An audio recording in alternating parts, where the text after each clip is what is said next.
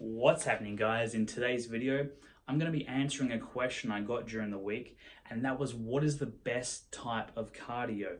And although this is a complicated question, I'm going to try and break it down and make it as simple as possible. So let's look at time and intensity. All right, intensity, time. So let's start with the first one. Let's start with, I want to go for a long, slow jog. Okay, so it's pretty low intensity. You're going for a long time, all right? You might go for 60 minutes, okay? The next one, interval training. So let's say you run for 1 minute and then you jog for 1 minute, and then you run for 1 minute and then you jog for 1 minute. So it is a little bit tougher, but you don't need to go as long because it's a little bit more difficult. Okay, you might only go for 30 minutes for that workout. And then the last one is your high intensity interval training. So this one is more like sprinting, but because it's more difficult, you're going even shorter again. You're only going for 15 minutes for this one, okay? So how does this affect our bodies?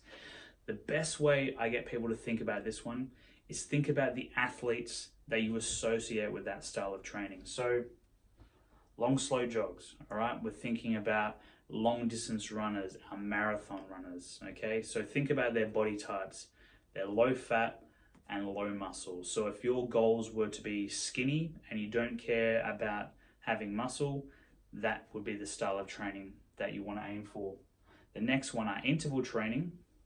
I like to think of triathletes, okay? So again, low body fat, but they do have a little bit of muscle to work with, okay?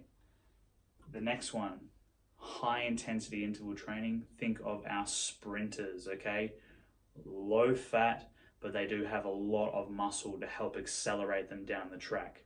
So if your goal was to burn lots of fat, but keep muscle, and you might even gain muscle with that high intensity, then that is the way to go, okay? So that's our 3 styles of training: low intensity, medium intensity, high intensity, okay? Another quick myth I wanted to debunk, because I remember hearing this when I was growing up, was that you need to do cardio for 40 minutes before you start to burn fat. And while that's true while you're working out, it doesn't take into account after that workout. So when we're doing our slow cardio, yes, we do start burning fats after the 40-minute mark, okay? We are burning fats for this point. And because these are so short, they don't reach the 40-minute mark, you wouldn't burn fat while you're doing it, but after those sessions. So after these intervals or high intensity sessions, your body has to replenish those energy stores. So for the next 12 to 24 hours after those interval training and high intensity interval training, your body is actually burning fat after your session. So don't stress too much about the myth of it has to be more than 40 minutes for you to lose fat. Just think about the athletes that you associate with that style of training. Do you want to be just skinny? Do you want a little bit of muscle? Or do you want to have a lot of muscle? That is the style of training that you need to pick. All right.